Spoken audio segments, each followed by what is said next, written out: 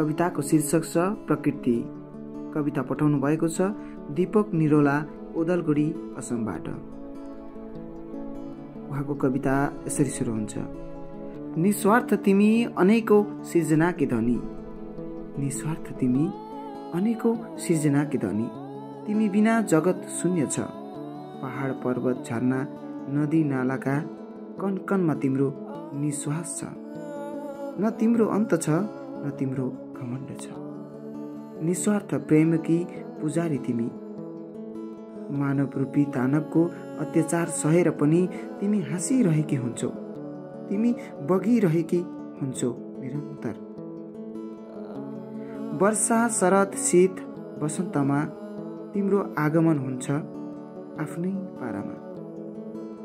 तिमीलाई स्वागत गर्न मानव त खडा हुन्छन्, तर उनी स्वार्थी बन्दै तिम्रो निस्वार्थ मुहार उनीहरूले लुट्छन्।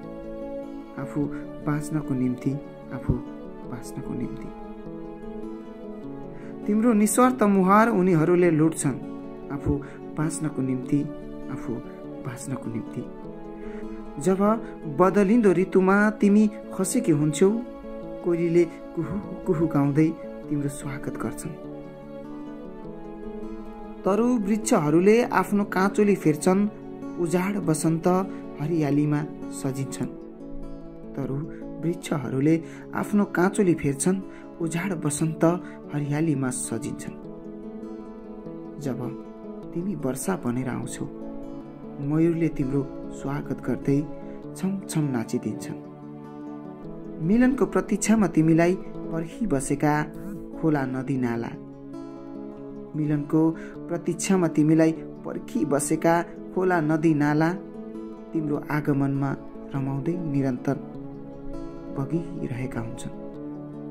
निस्वार्थ आफ्नो भावनामा प्रकृति तिमी निस्वार्थ छौ, तर जब तिमीलाई मानव रूपी दानवले अत्याचार गर्छन्, तिमीले पनि आफ्नो शान्त स्वरूपलाई विराट रूपमा परिवर्तन गर्दै कहिले भुइँचालो बन्छौ, कहिले ज्वालामुखी बन्छौ, कहिले हावा हुन्डरी बन्दै नीरव शान्त स्वभावले बगिनी रहने नदीहरूमा तिमी कालरूपी चण्डी बन्छौ। तिमी प्रकृति हो, तिमी प्रकृति हो, तिमी प्रकृति हो। आहा, अति उत्कृष्ट कविता पठाउनु भएको छ कवि दीपक निरोला ओदलगुडी असमबाट। उहाँले पनि यस कविता पठाएर साहित्य समाज पेजसँग जोडिनु भएकोमा हामी साहित्य समाजको तर्फबाट हार्दिक हार्दिक आभार व्यक्त गर्दछौँ।